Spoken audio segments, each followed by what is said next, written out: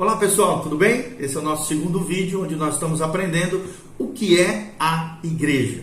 Nós aprendemos no vídeo anterior que igreja é o edifício de Deus, é a casa espiritual de Deus, é a lavoura do Senhor. Igreja significa aqueles que foram chamados para fora. É a comunidade espiritual formada por todos os cristãos verdadeiros de Deus. É uma comunidade local formada por aqueles que foram regenerados, ou seja, nasceram de novo, através do poder do Espírito Santo, através do Evangelho de Jesus Cristo.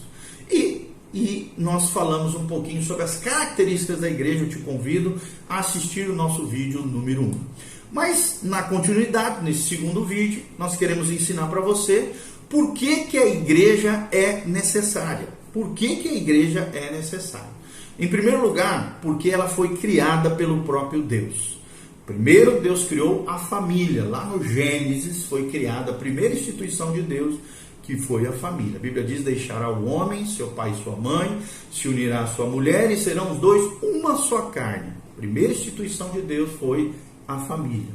Mas a segunda instituição de Deus, criada pelo próprio Deus, foi a igreja, o corpo dos santos, a comunidade da fé, o povo de Deus, a lavoura, a casa e o edifício de Deus. Então, por que a igreja é necessária? Em primeiro lugar, porque ela foi criada pelo próprio Deus. Mateus 16, 18. E ela foi criada, dizem as Escrituras, e nós cremos na palavra de Deus, antes da fundação do mundo. Ela já tinha sido planejada por Deus nos tempos imemoriais, nos tempos eternos de Deus. Lá em Efésios 1:4, a Bíblia diz que nele nós somos criados, antes da fundação do mundo, fomos chamados, escolhidos para sermos filhos de Deus, segundo a sua graça e misericórdia, conforme Efésios 1:4. Segundo lugar, por que a igreja é necessária? Porque ela tem objetivos a serem alcançados aqui nesse mundo. A igreja não foi feita à toa, não foi feita porque Deus não tinha nada para fazer. Não, a igreja tem objetivos a serem alcançados nesse mundo, aqui, agora. E o primeiro deles é apresentar Jesus às pessoas. Pregar o Evangelho de Jesus como Senhor e Salvador. Nessa missão de sermos sal da terra e luz do mundo, conforme Mateus capítulo 5.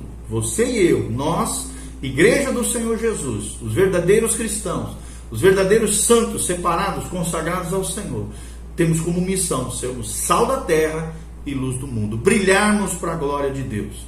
Também, como nos ensina Colossenses 1:28, sermos cheios de Deus e exalarmos o bom perfume de Cristo, conforme Colossenses 1:28. E também, segundo objetivo, levar pessoas à maturidade em Cristo. Também aqui Colossenses 1:28 fala sobre isso. Além de levarmos, apresentarmos Jesus às pessoas, em segundo lugar, dentro dos objetivos a serem alcançados pela igreja nesse mundo, está levar pessoas à maturidade em Cristo. E como é que você pode levar à maturidade em Cristo outras pessoas se você não amadurece? Se você não lê a Bíblia, se você não ora, se você não lê bons livros cristãos, escutar boas pregações de homens e mulheres que sejam referência no seio da igreja, no corpo de Cristo. Então nós precisamos amadurecer em primeiro lugar, precisamos ter um coração ensinável para sermos aptos para ensinar, conforme nós vemos lá em 1 Timóteo capítulo 3. Um dos requisitos da liderança espiritual, daqueles que realmente querem ser usados por Deus, é sermos aptos para ensinar, capazes de levar pessoas à maturidade em Cristo, porque nós estamos amadurecendo nele, pelo poder dele, na graça dele, segundo a sua unção, segundo a operação da sua palavra em nós e do seu Espírito. E em terceiro lugar, como objetivo da igreja serem alcançados nesse mundo, é glorificarmos a Deus. Nós nascemos, várias vezes aparece isso no primeiro capítulo de Efésios, nós nascemos para glorificar a Deus, para o louvor da sua glória. Você nasceu com um objetivo, você não nasceu à toa, você não foi um acidente da natureza, do universo, do Big Bang, fruto, não. Você foi criado por um designer inteligente, por um criador pessoal maravilhoso, precioso, que é Deus, para glorificar a Deus com a sua vida. E a pergunta que eu te faço é: você tem glorificado a Deus? Você tem sido realmente igreja do Senhor, glorificando a Deus, tornando o nome de Jesus grande, exaltado sobre tudo e sobre todos? Você tem glorificado o nome de Jesus, trazido honra e glória ao Senhor através da sua vida? da sua casa, da sua família, do seu trabalho, de tudo aquilo que você fizer, lembre-se, o objetivo supremo do ser humano, já diziam os puritanos, é desfrutar da presença de Deus e viver eternamente para a glória de Deus. E em terceiro lugar, por que a igreja é necessária? Porque é através da igreja que podemos colocar em prática o que foi mencionado em todo o vídeo anterior, o vídeo número 1, das características da igreja. Ou seja, só através de sermos igreja, de participarmos de uma comunidade da fé, de sermos corpo de Cristo, filhos de Deus, junto com outros irmãos, nós podemos realmente realizar as características da igreja que nós relatamos no vídeo de número 1. Eu te convido a assistir quais são as características da igreja neotestamentária. Outra pergunta surge talvez no seu coração quando nós estamos falando o que é a igreja. Por que devemos pertencer à igreja? Nós sabemos que hoje existem muitos desigrejados, pessoas feridas com determinadas igrejas, denominações, instituições religiosas, que se afastaram do reino de Deus, do povo de Deus. Em primeiro lugar, eu estou aqui te dizendo claramente que não existe cristianismo isolado, ilhado, sem pertencer à igreja. É como uma ovelhinha ferida que se afasta do rebanho e fica suscetível aos ataques dos lobos vorazes. Quem são os lobos? Satanás, seus demônios. Então a tendência é que quando você se afasta de um corpo de Cristo, de uma igreja local, de uma comunidade da fé, você está ferido, machucado, vulnerável aos ataques do inimigo, a apatia, frieza, indiferença na sua vida, e isso vai destruir a sua vida espiritual. É igual eu arrancar esse meu dedo e jogar ali no canto. Depois de 30 dias vou vir aqui, o dedo, por estar separado do corpo, vai apodrecer, vai deteriorar, vai se corromper e vai virar o pó da terra, vai apodrecer e morrer. Vai morrer, não tem como, porque ele se separou do corpo, é o ramo que foi tirado da videira. Nós não podemos ser assim. Então por que devemos pertencer à igreja? Pelas razões que eu já falei ali em cima, os objetivos, que a igreja tem nesse mundo, e também porque um membro do corpo de Cristo não pode ter uma vida independente. Independência é morte no reino de Deus. Se você quer viver uma vida independente da igreja, do corpo de Cristo, dos crentes, da comunidade de Deus, dos evangélicos, eu sei que existem coisas erradas no meio cristão, eu sei que existem pessoas terríveis que nos ferem, nos machucam, líderes iníquos, líderes com motivações escusas, igrejas não saudáveis, lugares onde realmente nós podemos ser feridos, arrebentados, pessoas terríveis até dentro das igrejas. Mas o membro de Cristo, o membro do corpo de Cristo, um verdadeiro cristão não pode ter uma vida independente, sozinho, isolada. É o que diz Efésios capítulo 4, 16. E também a igreja é o meio estabelecido por Deus para o nosso crescimento. Não existe crescimento espiritual sem a igreja. Foi estabelecido por Deus através da comunhão, da koinonia, que é a palavra grega que significa comunhão, uns aos outros. Estarmos juntos, que nós crescemos para Deus. Está lá em Hebreus 10, no versículo 24 a 25, e Efésios 4:15 fala que o crescimento do corpo de Cristo, dos verdadeiros cristãos, vem através dos ministérios da igreja, dos dons entre os crentes, sendo utilizado entre os crentes, dos crentes se aperfeiçoando, se tratando, se forjando à luz da palavra de Deus e da presença do Senhor. Então, nós devemos pertencer à igreja, porque nenhum membro do corpo de Cristo tem vida independente, porque a igreja tem um objetivo e uma missão, e porque é o meio estabelecido por Deus para o nosso crescimento, ok? Cresça e floresça no Senhor. O seu crescimento só depende de você. Como é que podemos pertencer à igreja? Em primeiro lugar, somos batizados no corpo de Cristo pelo Espírito Santo, quando nos arrependemos e entregamos a nossa vida a Cristo. Ou seja, é necessário fazer parte de uma comunidade da fé.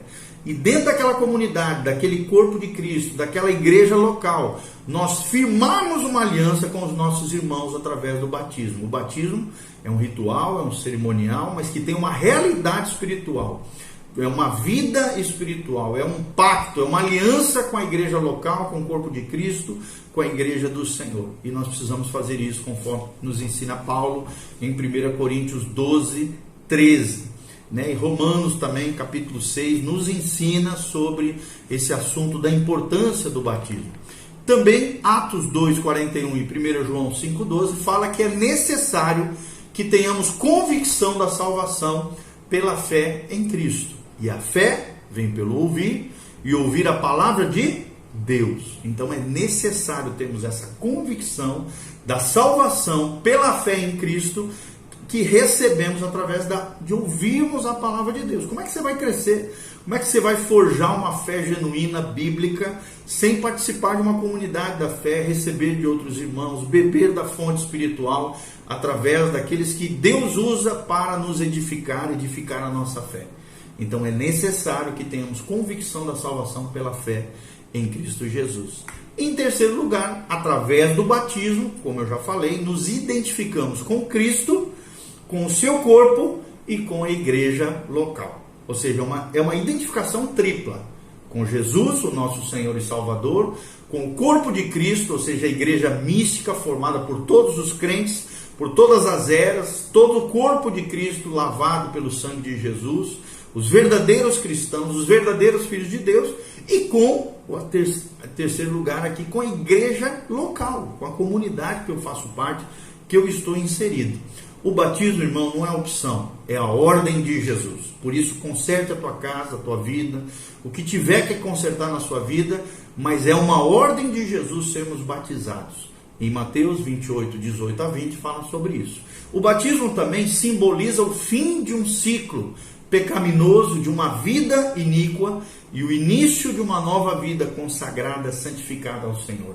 Está lá em Romanos capítulo 6, de 4-5, e 2 Coríntios 5:17 fala desse simbolismo que existe no batismo, com o fim da natureza adâmica, no velho homem, nos despirmos do velho homem e nos revestimos do novo homem em Cristo Jesus, o nosso Senhor. Então é o fim de uma vida pecaminosa, errada, iníqua, virando as costas para Deus e mergulhada no pecado, e o início de uma nova vida consagrada, santificada, abençoada, onde, claro, vai haver um erro ou outro, um tropeço no pecado, que somos pecadores, debaixo da graça de Deus, mas nós não vamos aceitar o pecado como algo normal. Porque a Bíblia diz que o pecado não terá mais domínio sobre vós, porque já não estáis debaixo da lei, do pecado, da morte, mas sim debaixo da graça de Deus. É o que nós aprendemos através da palavra de Deus. Em terceiro lugar, essa identificação vem com a pessoa de Jesus, com a igreja local e com o corpo de Cristo, como eu já falei. Cristo deixou essas duas ordenanças para a sua igreja, o batismo e a ceia do Senhor. Então, pelo batismo, como ato de obediência, o cristão declara publicamente a sua fé. E ao participarmos da ceia do Senhor, ele se recorda do sofrimento e da morte de Jesus por causa dos seus pecados.